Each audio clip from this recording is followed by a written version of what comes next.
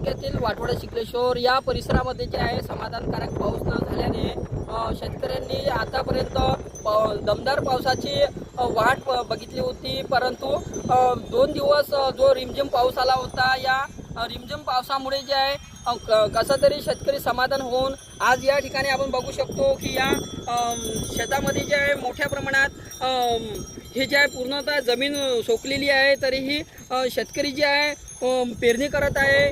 तूर सोयाबीनची मिश्रण पेरणी करत आहे.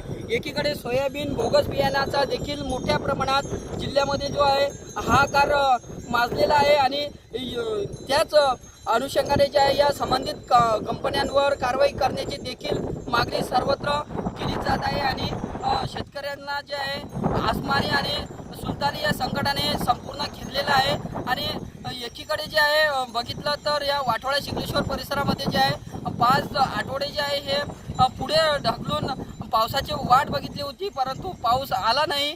कसे तरी या पावसामुळे जे आहे रिमझिम पावसामुळे जे आहे यांनी पेरणीला सुरुवात केलेली आहे.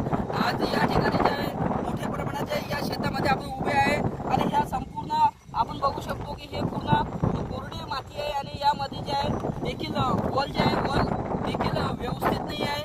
तरी हे शेतकरी जे आहे आपलं पेरणी करत आहे, हे शेतामध्ये पेरणी सक्सेस होते की नाही होत याकडे देखील शेतकऱ्याची चिंता लागलेली आहे. गजानन खुबे, न्यूज टुडे, अमरावती, भातकुली.